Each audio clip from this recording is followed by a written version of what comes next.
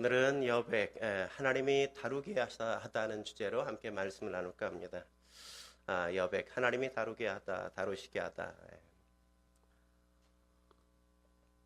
우리가 몇 년 전부터 빈센트 반 고흐에 대한 적지 않은 관심이 이어지고 있지 않습니까? 그에 관한 책들이 계속해서 출판되기도 했을 뿐만 아니라 지난해에는 러빙 빈센트라는 영화까지도 그의 그림을 주제로 해서 함께 만들어진 걸 우리가 봐봤죠. 영화 혹시 보셨어요? 저도 좀 보고 싶긴 했는데 아내와 의선이만 둘이 가서 보고 저는 안 보여주더라고요. 그래서 못 봤어요. 여러분 그림 좋아하십니까? 이 조금 아까 보여줬던 그림 다시 한번 띄워주실래요? 빈센트 반 고흐의 별이 빛나는 밤이라는 주제의 이 그림의 작품이에요. 참 아름답죠, 그죠? 몽환적인 것 같아요. 참 아름답다 이런 생각이 마음속에 남습니다. 또 하나의 그림 한번 보실까요? 기다림이라는 심윤복 작가의 작품입니다. 저 여인만 봐도 그냥 뭔가를 기다리고 있구나 이런 것들을 그냥 마음속에 느껴지게 만들지 않아요? 그림 자체가. 이 두 개의 작품은 서양화, 동양화가 어떤지를 잘 보여주는 대조적인 그림이 아닌가 저는 생각해 봅니다. 서양화는 면이 중심이라면 동양화는 선이 중심이란 말이죠. 서양화가 채움의 미를 보여주는 것이라면 동양화는 비움의 미가 어떤 건지를 보여주고 있는 것 아니겠습니까? 그런 의미에서 동양화는 여백의 미가 어떤지를 잘 보여주는 작품들이라고 우리가 이해할 수 있겠죠. 여백은 단순히 인간의 동양화에서만 필요한 게 아니라 인간과 인간 사이에도 여백이 필요하지 않습니까? 너무 지나치게 부부가 되었다고 그냥 매일 함께 지내면 그 안에 끊임없는 갈등과 또 다툼이 일어날 수밖에 없단 말이죠. 함께 있는 시간도 필요하지만 때때로 바로 개인의 어떤 삶에 어떤 존중도 필요한 거죠. 그래야만 개인의 삶이 함께 만들어지면서 공동체 함께 살아가는 부부의 삶도 만들어지는 겁니다. 그 여백은 우리의 신앙 가운데도 굉장히 많이 필요한 아주 중요한 필요라고 저는 생각합니다. 신앙이란 내가 다 채우는 게 아니란 말이죠. 내가 모든 걸 하기로 결정하는 게 아닌 겁니다. 내가 모든 걸 다 하기로 하는 건 내 인생의 주인이 나인 것으로 살아가는 거죠. 그러나 신앙은 내 인생의 주인은 내가 아니라 하나님이라고 고백하는 것 아니겠습니까? 내가 하려는 모든 것들을 하나님이 하시도록 맡겨드리는 것, 하나님이 나의 인생을 다루시도록 하나님 앞에 내어드리는 것, 그게 바로 저는 신앙의 여백을 하나님 앞에 드리는 거라고 생각해요. 우리의 인생의 삶에 많은 부분 우리가 살아가고 내가 그냥 결정하고 행할 때가 많이 있지만 어느 한 부분, 어떤 적정한 부분에선 내가 알 수 없는 그 영역 가운데 내가 하는 것들을 포기하고 내가 하려던 모든 계획들을 다 내려놓고 이제 하나님이 하십시오라고 그분 앞에 여백을 드리고 백지장을 그분 앞에 내어드릴 때 그때가 우리의 인생 속에 필요하단 말이죠. 하나님은 그럴 때 우리가 믿음으로 우리의 인생의 여백을 그분 앞에 드릴 때 그분께서 우리의 인생을 채우시는 것들을 함께 맛보죠. 하나님의 임재를 경험하고 때때로 하나님의 특별한 기적의 역사도 함께 만들어 주시는 것 아니겠습니까? 저는 오늘 본문에서 그런 모습을 찾아볼 수 있다고 생각합니다. 바울과 실라는 자신의 인생에 닥친 인생의 괴로움을 스스로 채워가려고 하지 않았습니다. 스스로 해결해 가려고 하지 않았단 말이죠. 그래서 그들은 불평하지 않습니다. 불만하지 않습니다. 그들은 이 괴로움에서 이 인생의 어두운 밤에서 이 문제를 해결해 달라고 하나님 앞에 요구하거나 부르짖지 않는단 말이죠. 그들이 뭘 했다고 이야기해줘요? 25절 말씀에 보면 이렇게 얘기하죠. 같이 읽어볼까요? 시작. 한밤중에 바울과 실라가 기도하고 하나님을 찬송하며 죄수들이 듣더라. 바울과 실라가 그 인생의 어두운 밤에 괴로운 시간에 그들은 하나님 앞에 자신의 괴로움, 자신의 인생의 한복판을 뚝 잘라서 하나님 앞에 맡깁니다. 하나님께서 하십시오라고 그 여백으로 내가 채우고 내가 해결하려고 하지 않고 하나님 앞에 그것을 여백으로 백지장으로 주님 앞에 내어 맡기는 거죠. 하나님께서 다루십시오 이 문제는. 내가 알 수 없는 문제 주님께서 다뤄주십시오. 그래서 기도하고 그래서 찬양 드리는 거죠. 뭘 요구하고 있는 게 아니죠. 하나님께서 하나님의 뜻대로 주의 뜻을 이루어 주십시오. 그렇게 내놓고 있는 겁니다. 하나님의 이들의 인생의 여백을 감동으로 그래서 채우시는 거죠. 그렇다면 우리의 삶을 하나님이 다루시도록 하려면 우리가 어떻게 해야 될까요? 첫째로 눈앞에 펼쳐진 현실을 넘어 주님을 바라볼 수 있어야만 합니다. 눈앞에 펼쳐진 현실을 넘어 주님을 바라볼 수 있어야 한다는 거죠. 바울과 실라를 보십시오. 그들은 점치는 귀신 들린 여종을 치유해준 선한 일로 인해서 갑작스럽게 고난을 당하게 되는 것 아닙니까? 억울하게 사람들에게 고발을 당하잖아요. 자신들을 변호할 기회조차도 전혀 얻지 못하는 그런 상황에 그들이 처했어요. 집정관들은 자기들의 주장을 전혀 들으려고 하지 않고 그냥 매로 쳐가지고 엄청 쳐서 가둬라 이렇게 만들어버리고 말았단 말이죠. 여기서 매라는 건 채찍질을 말하는 겁니다. 여러분 채찍 보셨어요? 우리가 예수님이라는 영화를 보면, 예수님에 대한 영화를 보면 예수님이 채찍에 맞는 걸 많이 보잖아요. 그죠? 채찍은 그냥 긴 가죽끈의 끝에는 보면 1cm 정도 된 납덩어리, 뾰족한 납덩어리가 달려있어요. 그래서 사람에게 채찍질을 확 휘두르면 그게 온몸을 감고 그 다음에 끝에 있는 그 납덩어리, 1cm 되는 납덩어리가 몸에 그냥 확 박히는 거예요. 휘감으면서 박히게 돼요. 그래서 채찍질한 사람이 그걸 당기면 그 박힌 그 살이 다 온몸을 찢으면서 그게 풀어지는 거거든요. 그러니까 박힌 것도 아프지만 더 아픈 건 그 납덩어리가 온몸을 갈기갈기 다 찢어놓고 살점을 떼면서 풀어진다는 거죠. 그래서 유대의 법들은 어떻게 했어요? 사람에게 너무 많이 그런 채찍을 가하면 사람이 죽기 때문에 그렇게 하면 안 된다. 그건 비인륜적이고 비도덕적이다. 이래서 40에 하나 가만 39대까지 최대로 때릴 수 있는 게 39대까지라고 정해놓았단 말이죠. 근데 지금 여기는 유대인들이 아니잖아요. 유대법이 통용되지 않아요. 이방이에요. 그러니까 여기서 많이 때렸다, 많은 매를 쳤다 이런 건 뭐예요? 40대 그 이상을 때렸다 이거예요. 40대 그 이상이라는 건 50대도 될 수 있고 60대도 될 수 있고 아마 그가 죽은 것처럼 기절하자 겨우 거기에서 매를 그친 정도의 그런 어떤 매를 그가 맞고 있는 거란 말이죠. 그렇게 다 맞고 착고에 채워서 그 시체처럼 그냥 널브러져 있는 그 몸에다가 착고를 채워서 그냥 감옥에 갔다가 내팽겨둔 그것이 바로 눈앞에 펼쳐진 그의 현실이었어요. 겨우 고통에 통증 때문에 깨어 일어났더니 나는 착고에 채워 있어요. 온몸은 다 만신창이가 되어 찢겨 있어요. 피범벅이가 된 그의 육체. 어두운 지하 감옥, 착고로 확 채워 있는 그 어두운 현실. 그것이 그의 삶의 모습이요 환경이었단 말이죠. 눈앞에 펼쳐진 현실을 보면 낙심할 수밖에 없지 않습니까? 걔는 절망할 수밖에 없겠죠. 눈앞에 펼쳐진 현실만 바라보는 게 얼마나 위험한지 우리는 엘리야를 통해서 확인할 수 있지 않습니까? 엘리야가 갈멜산에서 이방인을 섬기는 제사장들 850명과 함께 영적 전투를 벌일 때 그는 850대 1의 영적 전투에서 승리하게 되어지죠. 그는 분명 승리했단 말이죠. 그런데 문제는 뭐였어요?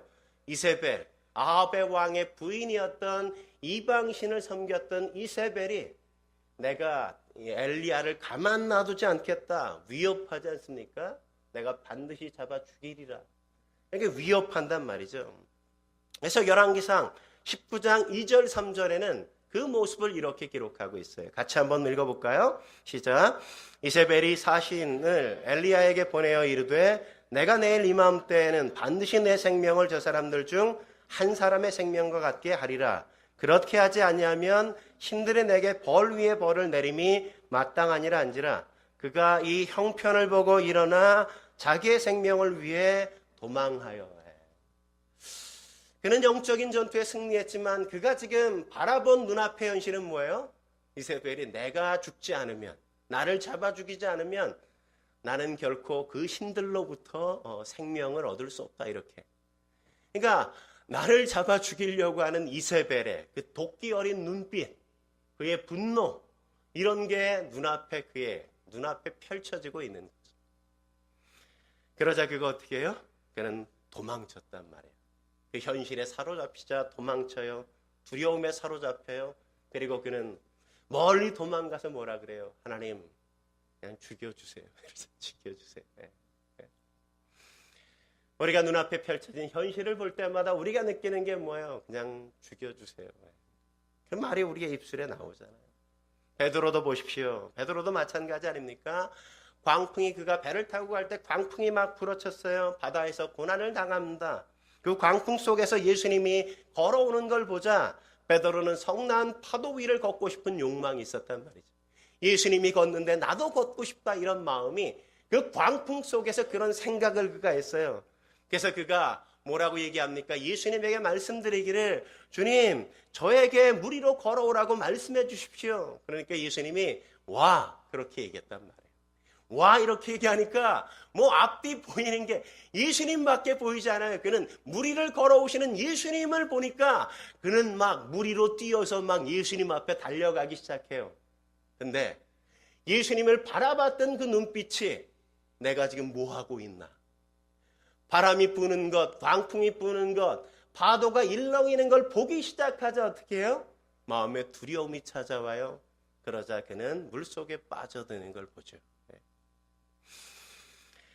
우리가 뭘 바라보는가는 이처럼 중요한 겁니다. 눈앞에 보이는 현실만 바라보면 베드로처럼 물에 빠질 수밖에 없어요. 엘리야처럼 영적 침체에 빠져서 그냥 차라리 날 죽여주십시오라고 이야기할 수밖에 없는 연약한 인생이 우리의 삶의 모습 아니겠습니까?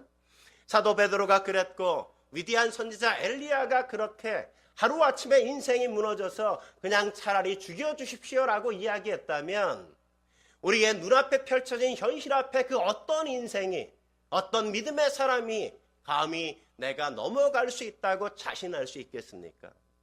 누구나 다 눈앞에 펼쳐진 현실만 바라보면 인생은 그렇게 연약하게 무너질 수밖에 없단 말이죠. 눈앞에 펼쳐진 현실은 늘 우리를 죽겠다고 아우성치게 만들지 않습니까?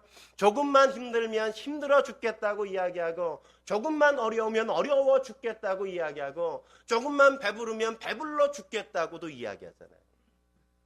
그냥 식사 때 조금 지나갔는데 와가지고 뭐라고 여러분 얘기합니까?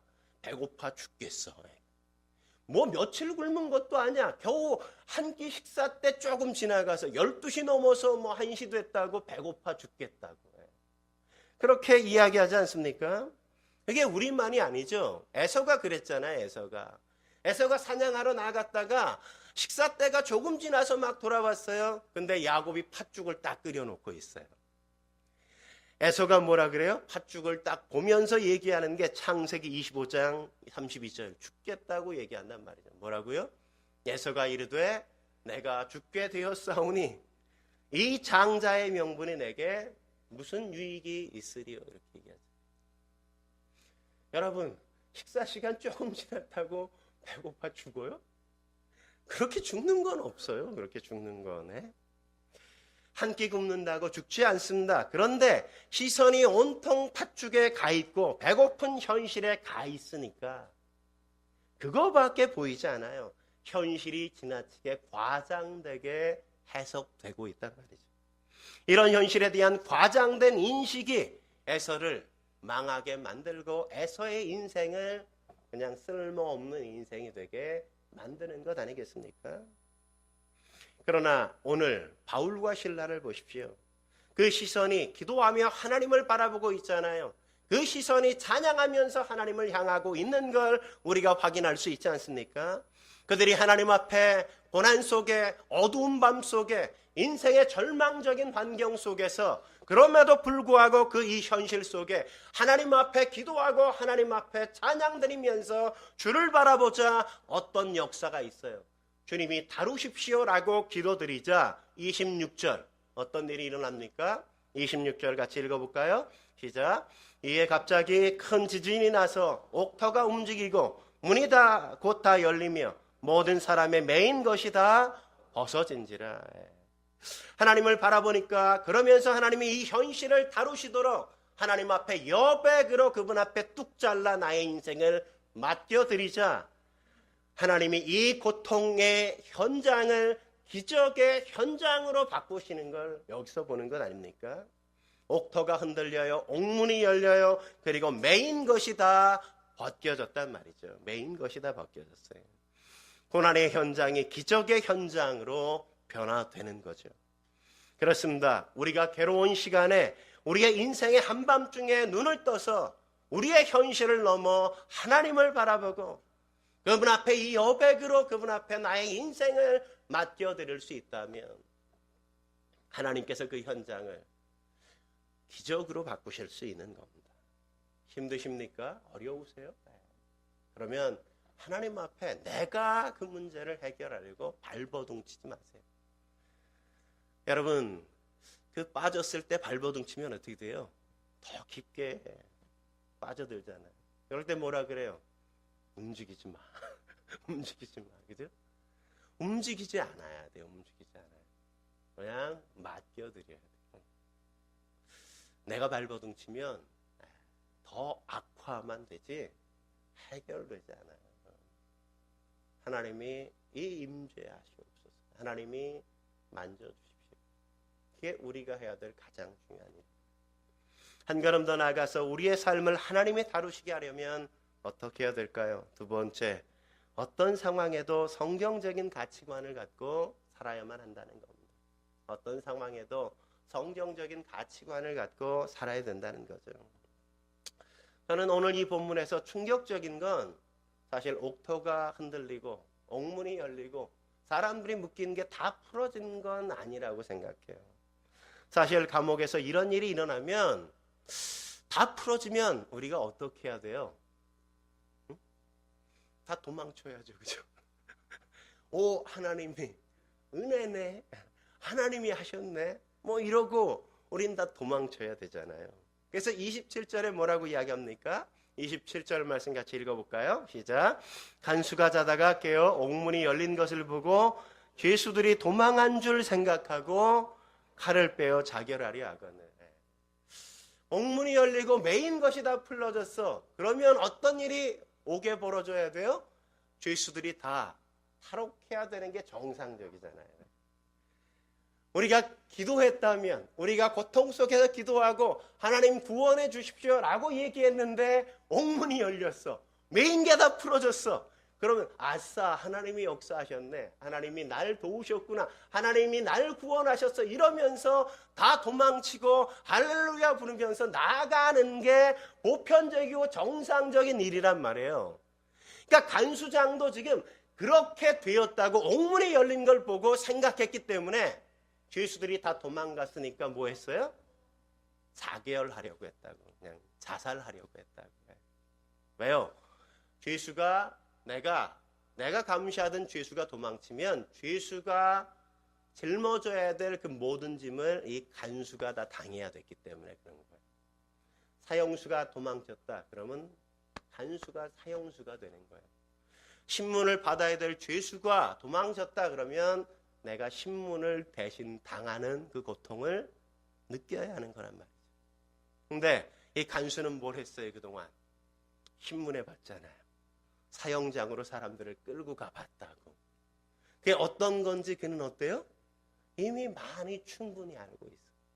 차라리 내가 그렇게 신문을 당하거나 내가 차라리 그렇게 고통스럽게 사형장에 끌려가느니 여기서 자결하는 게 낫겠다. 이렇게 자결하는 게 낫지 내가 그 고통을 내가 사람들을 그렇게 고통스럽게 한 그 고통을 나는 당할 수 없어. 네? 그러니까 자결하려고 하는 겁니다. 근데 놀라운 충격은 뭐예요? 그 다음 장면에 일어나죠. 28절 같이 한번 읽어볼까요? 28절 시작. 바울이 크게 소리질러 이르되 내 몸을 상하지 말라. 우리가 다 여기 있노라 하니. 도망쳤어야 될 죄수들이 도망치지 않았다고요. 우리 같으면 옥문이 열리면 메인 것들이 다 풀어졌으면 하나님의 기적으로 여기고 응답으로 여기고 우리는 다 도망갔을 텐데 근데 바울과 실라는 탈옥하지 않았다는 거죠. 탈옥하지 않았어요. 이들에겐 옥문이 열리고 메인 것이 풀어지고 내가 도망칠 수 있는 기회가 있는 것보다 더 중요한 게 있었어요. 더 중요한 게. 뭐가 더 중요했어요? 간수가 더 중요했다고. 간수장이 더 중요했다고.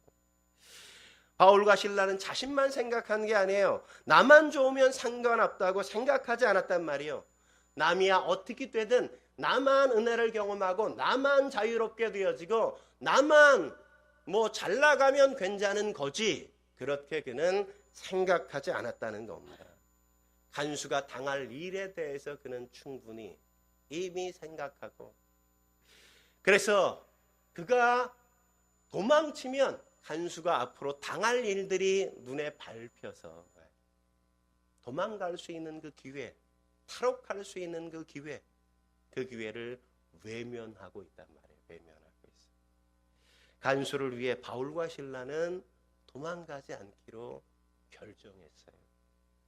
바울과 실라는 자신들이 살기 위해선 도망쳐야 됐죠. 근데 간수장을 살리기 위해선 도망가면 안 됐어요. 여러분 뭘 선택하실래요? 내가 살기 위해 도망치겠어요?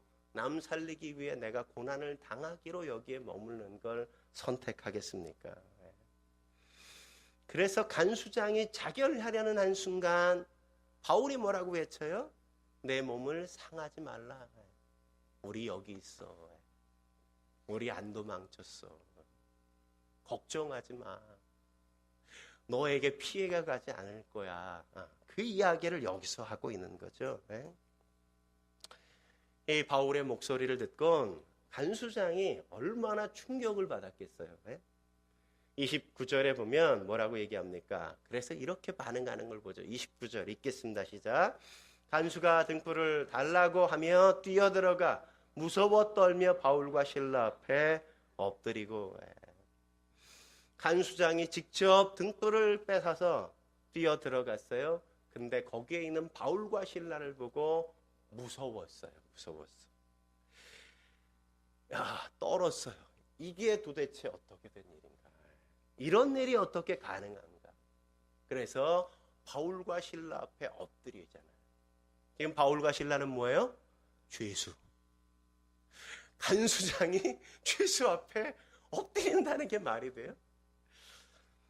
사랑하는 성도 여러분, 사람들이 언제 마음에 무릎을 꿇는지 아세요? 언제 그 사람 앞에 무릎을 꿇는지 아세요? 물론 많은 돈이나 높은 권력이나 높은 지위에 있으면 그 사람 앞에 무릎을 꿇죠.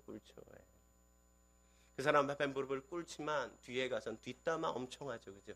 뒤에 가서 또 뒷담화 어마어마하게 한단 말이에요.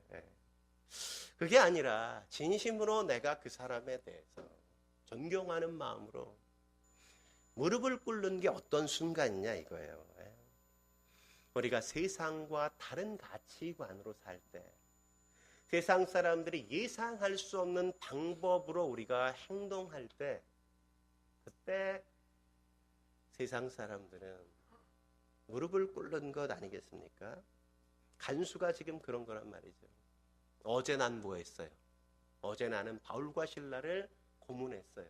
채찍질을 했어요. 그들이 시체처럼 그냥 축 늘어진 걸 마치 쓰레기를 끌어다가 그냥 쓰레기장에 버리는 것처럼 감옥까지 질질 끌어다가 그냥 처박아 뒀단 말이에요. 나는 그를 채찍질하고 나는 그를 고문했는데 그는 나를 위해서 도망치지 않았어. 이건 있을 수 없는 일이라고. 있을 수 없는 그런 일이 내 앞에 펼쳐지니까 바울과 실라 앞에 그는 무릎을 꿇는 거죠. 그때 하나님의 기적의 드라마는 만들어진 겁니다. 간수가 죄인들 앞에 무릎을 꿇는 역사는 그때 시작되는 거죠. 그러면서 30절에 뭐라고 물어요? 30절 같이 읽어볼까요? 시작. 그들을 데리고 나가 이르되 선생님들이여 내가 어떻게 하여야 구원을 받으리이까 하거늘. 죄수들에게 뭐라고 불러요? 이 죄인아 이렇게 부르지 않고 선생님들이여 이렇게 부른다고. 깜방에 갇혀 있는 그 죄수에게 선생님, 그 태도가 바뀌잖아요. 어떻게 하여야 구원을 얻을 수 있습니까? 이 말은 뭐예요? 다른 말로 바꾸면 어떻게 하면 당신들처럼 그렇게 살아갈 수 있습니까? 나도 이렇게가 아니라 다르게 살고 싶습니다. 그 마음을 갖게 만든 거 아니에요? 예수님이 산상수훈인 마태복음 7장 12절에 뭐라고 말씀하셨어요? 그러므로 무엇이든지 남에게 대접을 받고자 하는 대로 남을 대접하라. 이것이 율법이요 선지자니라 이렇게 말씀하지 않았습니까? 이걸 우리가 흔히 말하기를 황금률이라고 이야기하죠. 어떻게 사는 게 성경적인 가치관인가를 가장 잘 보여주는 대목이 이 구절 아니겠습니까? 세상은 눈에는 눈, 이에는 이 정도도 잘 흉내내지 못해요. 우리는 눈 하나 맞았어. 그러면 한 대 맞았으면 한 대만 패는 게 아니라 10대는 때려줘야 내 직성이 풀리고 내 마음에 후련해지잖아요. 그죠? 한 대 맞은 사람이 한 대 팰 수 없다고, 인간은. 근데 그래서 눈에는 눈, 이에는 이조차도 하지 못하는데 예수님께서 뭐라고 얘기하십니까? 오른뺨을 치거든 왼뺨도 돌려대라. 오른뺨 딱 갈겼는데 왼뺨 여기요 이렇게 돌려대면 딱 쳤던 사람이 얼마나 두렵겠어요. 겉옷을 달라고 하는 사람에게 야, 속옷도 필요하지? 속옷까지 벗어서 줘. 이건 뭐야, 이건 뭐야? 겉옷을 달라 그러면 안 뺏기려고 그냥 끝까지 싸우고 어떻게라도 버티는 게 세상인데, 겉옷 달라고 그랬는데 겉옷은 그냥 주고 속옷도 덤으로 가져가 이러면서 내줬단 말이죠. 무섭죠, 무섭죠. 억지로 오리를 가자 그랬는데 2리 3리가 아니라 5리가 아니라 10리까지 간대. 10리까지. 무서운 거예요, 무서운 거. 어떻게 이런 일이 어떻게 가능하냐 이거죠. 오늘 바울과 실라는 그것을 실천하는 거예요. 하나님이 기적을 베푸셨어요. 옥문 열어주셨어요. 묶인 거 다 풀어줬어요. 어제까지 고난받은 것으로 충분했어요. 너희가 도망가도 아무 문제 없는 그 상황.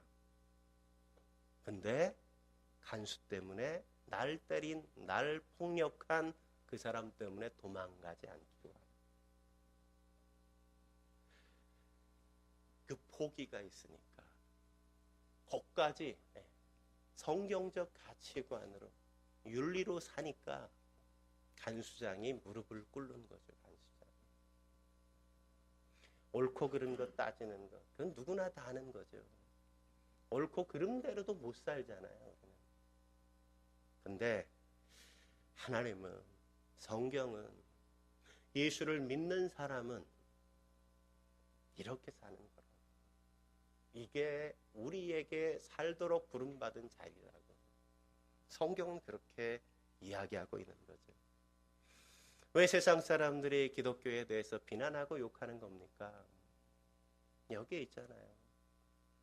입으로는 맨날 사랑 얘기하면서 악착같이 자기 것은 다 챙겨가고 전혀 손해보지 않으려는 그 태도는 여전히 변함없고 다른 게 뭐하냐 이거죠. 해도 더한다 이렇게 생각하는 거 아니에요?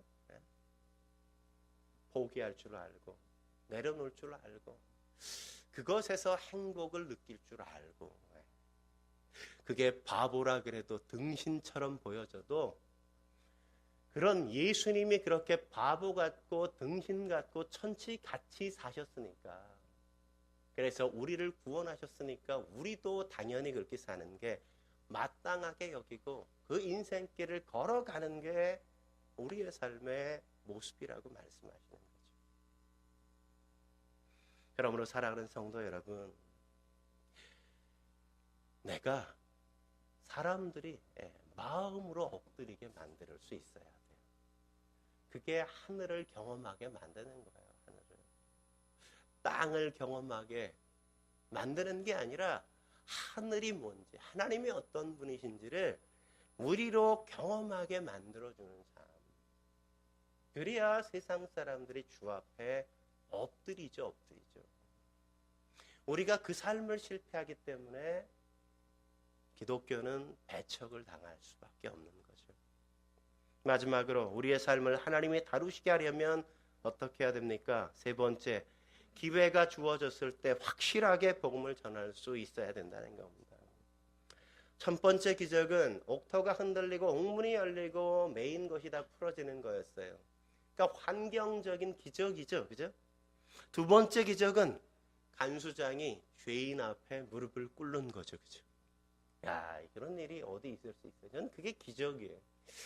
옥토가 흔들리고 메인게 풀려지는 것보다 더 놀라운 기적은 간수장이 죄인들 앞에 무릎을 꿇는 거잖아요.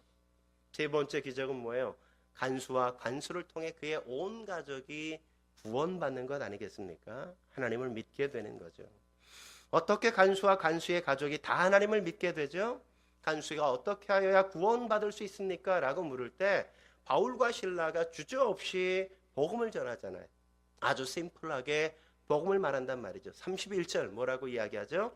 같이 한번 읽겠습니다. 시작. 이르되 주 예수를 믿으라 그리하면 너와 내 집이 구원을 얻으리라. 바울과 실라가 어떻게 이렇게 살 수 있습니까? 라고 물으니까 바울과 실라에게 물으니까 바울과 실라가 뭐라 그래요? 예수님을 주인님으로 모시고 살아야 돼. 다른 게 아니야. 구원이라는 건 예수님을 주인님으로 모시고 사는 거야. 우리의 주인은 예수님이야. 그렇게 그는 소개하고 있는 거죠. 복음이 뭡니까? 복음은 단순하게 말하면 예수님을 내 삶의 주인님으로 영접하고 나의 모든 권리를 그분 앞에 위임하는 것 아니겠어요? 그동안 내 인생의 주인은 나였잖아요. 나는 내 멋대로 내가 하고 싶은 대로 삶을 살아왔단 말이죠. 먹고 싶으면 먹고 먹기 싫으면 먹지 않고 하고 싶으면 하고 하기 싫으면 하지 않았어요. 모든 결정이 다 내가 원하는 것이냐. 이게 결정의 주된 키였단 말이죠. 그러나 복음은 예수님을 믿는 겁니다. 예수님을 주인으로 믿고 영접하는 거예요. 내 마음대로 결정하고 선택했던 그 모든 권리를 이제 나에게가 아니라 내가 나에게 있었던 걸 그걸 예수님이 결정하십시오. 그 모든 결정의 권리를 주님 앞에 위탁하고 넘겨드리는 게 바로 예수님을 믿는다는 의미예요. 간수는 주 예수를 믿으라는 이 말이 뭔지를 아주 명확하게 알았어요. 간수는 군인이었거든요. 군인은 어떻게 해야 돼요? 군인은 상사에게 복종해야 돼요. 아니면 사형해 그냥. 전쟁이 났다. 상사가 명령했는데 돌격 앞으로 했는데 안 했어. 그럼 죽여도 상관없는 거예요.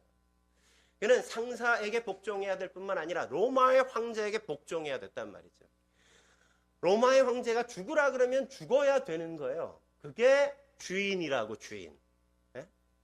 그러니까 이 간수는 군인이었기 때문에 주인이 뭔지에 대한 개념이 그런 거였다고요. 죽으라 그러면 죽는 것까지를 할 수 있는 것.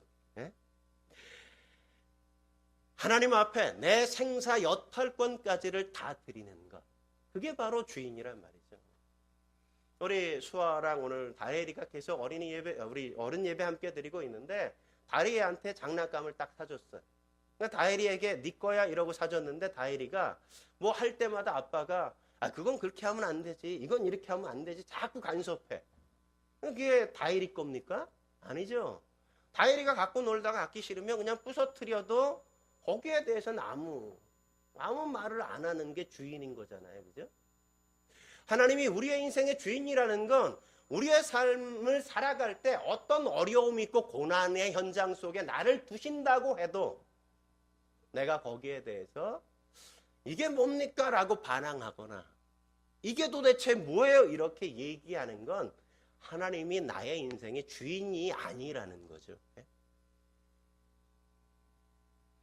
여러분 그릇 써봤잖아요. 음식 재료 딱.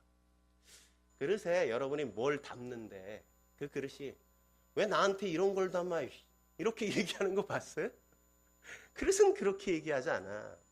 주인이 마음대로 내가 거기다가 뭘 담는 건 내 마음이지 그릇이 난 요것만 담아주세요. 이렇게 요구하지 않는다고요. 주인됨이라는 건 바로 그런 거예요. 내가 그분을 부려먹거나 내가 그분을 이용해 먹는 게 아니라 당신이 나의 주인입니다. 그래서 내가 어려울 때 요건 해줘야 돼요. 나머지는 내가 알아서 할게요. 이게 주인이 아니라고요. 주인은 뭐예요? 그분이 나를 애용하시도록, 나를 즐겨 쓰시도록. 그게 어떤 상황이건 어떤 환경이건 상관없이 그분이 그 나의 인생을 통해서 일하시고 마음대로 당신이 역사하시도록 나를 기꺼이 내어드리는 게 주인됨을 고백하는 거죠. 오늘 바울과 실라가 왜 그들은 불평하지 않습니까? 왜 원망하지 않아요? 내 주어진 삶의 환경에 대해서 그들은 아무 소리 하지 않아요. 그냥 하나님 앞에 그 인생을 맡기고 어떤 자리, 어떤 환경이든 그들은 그냥 찬양해요. 예배해요. 하나님께 기도해요. 하나님의 뜻을 이루어 달라고 그들은 그 모든 걸 맡겨드려요. 왜요? 주인님이니까. 난 뭘 하면 돼요? 그 주님이 거기에 두시면 그 자리에 그냥 있는 거예요. 그 속에서 하나님이 행하시도록 나를 내어드리는 거예요. 그게 복음이라고요, 복음. 바울과 실라는 삶으로 그 복음을 살아왔어요. 그러니까 그가 어떻게 그렇게 살 수 있습니까? 라고 물으니까 바울과 실라가 한마디로 너무 심플하잖아요. 간단하죠. 주 예수, 예수님을 주인님으로 모시면 돼. 간수가 예수님을 주인님으로 맞아들이고 그 가족들에게 가서 복음을 다시 전해달라고. 그 가족들을 다 놓고 복음을 듣고 그 가정 전체가 예수님을 주인으로 모시고 사는 그 인생을 살아가게 되는 것 아닙니까? 여러분, 빌립보 교회 보세요. 빌립보 교회는 첫 번째 성도 누구? 루디아와 그의 가정. 두 번째 성도 누구? 점치는 귀신 들린 여종. 세 번째 빌립보 교회 성도 누구? 간수장의 가족. 교회가 세 가정밖에 없었어. 세 가정밖에. 세 가정이 유럽의 최초의 교회였어요. 우리는 지금 너무 많아. 세 가정도 교회가 됐는데 우린 지금 몇 가정이야, 이 가정으로 하면. 나만이 아니라 나의 가족이. 우리가 함께 모여 하나님을 예배하고 경배할 수 있다면 이곳엔 또 다른 하나님의 은혜의 장, 하나님의 역사의 장이 되지 않겠습니까? 깡패 출신인 김익두 목사님 계셨잖아요. 그분이 어느 날 부흥회를 인도하러 가다가 산을 넘어서 이제 다른 마을로 막 가야 되는 거예요. 산을 넘다 보니까 산이 높으니까 막 너무 더우니까 땀이 막 나는 거예요. 땀이 너무 나서 산 정상에서 그냥 바위 앞에 이렇게 앉아서 우통을 벗고 이제 좀 쉬고 있는데 한 젊은이가 술에 취해가지고 비틀비틀 올라오는 거야. 막 비틀비틀 올라와요. 올라오더니 막 승질을 부리는 거예요. 야, 넌 누구 맘대로 나보다 먼저 이 자리에 오래. 그러면서 주먹으로 한 대 얼굴을 갈기네. 네? 사실 김익두는 누구예요? 그 당시에 모든 사람이 다 알고 있었던 당대의 주목이었잖아요. 네? 깡패 왕이었다고. 근데 술 취한 사람이 그가 누군지 모르고 한 대 갈겼어. 김익두 목사님이 아유 그러냐고 그냥 맞았어요. 예. 근데 한 대 때리더니 멈추지 않고 그게 승질이 막 났는지 한 대 때리니까 계속 막 주먹질을 해대면서 여기저기 김익두 목사님 막 했어요. 근데 대항하지 않고 그냥 계속 맞으니까 때리다가 그 젊은 청년이 술 취해서 지쳐가지고 헉헉대더니 그냥 주저앉는 거예요. 김익두 목사님이 형님 다 때렸어 이렇게 얘기하니까 그냥 청년이 그냥 가만히 있는 거예요. 그러니까 김익두 목사님이 말씀하시기를 그 청년에게 야 내가 누군지 알아? 나 김익두야. 그러니까 청년이 얼굴이 사색이 되는 거예요. 그 유명한 김익두. 내가 팬 게 김익두라는 게. 그러니까 김익두 목사님이 그에게 그랬대요. 내가 예수를 믿기 전이면 넌 여기가 묘지가 됐을 거야. 여기가. 오늘 넌 내가 예수 믿어서 산 거야. 알았어? 잘 들어. 예수는 내가 믿었는데 복은 네가 받네. 복은 네가 받아. 전 이게 그리스도인의 삶의 모습이어야 된다고 해요.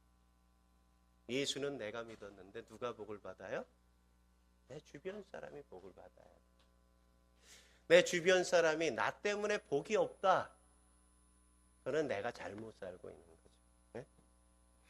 내가 예수 믿었는데 나의 이웃은 자연스럽게 복을 얻어야 정상인 거예요. 정상.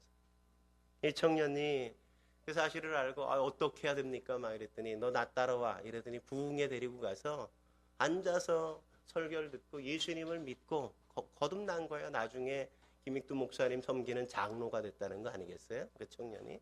응? 우리의 인생에 그래야 된단 말이죠.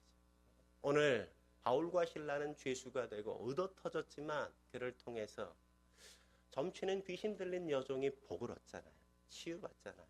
오늘 간수가 구원받고 새로운 인생을 살게 되었잖아요. 하나님 앞에 우리의 삶에 여백을 떼어드릴 수 있다면 하나님은 하신단 말이죠. 여백을 드릴 때 잊지 마세요.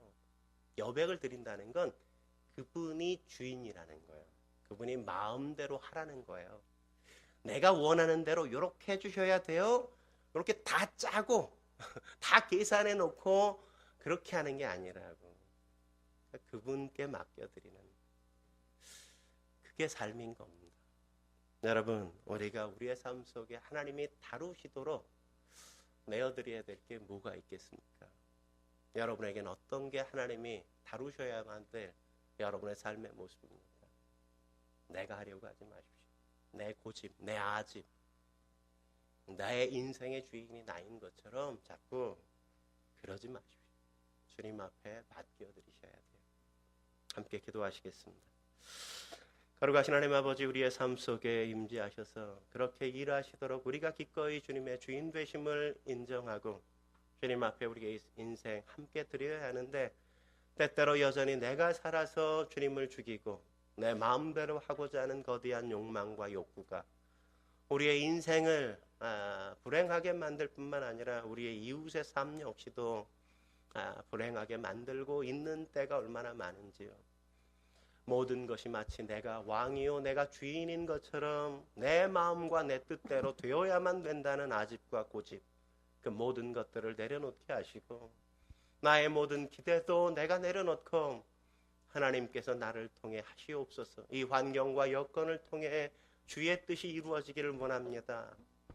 우리가 한결같이 주님을 바라보며 주님을 찬양할 수 있게 하사 우리의 인생 속에 펼쳐가시는 하나님의 놀라운 드라마가 함께 쓰여지게 주여 도와 주옵소서.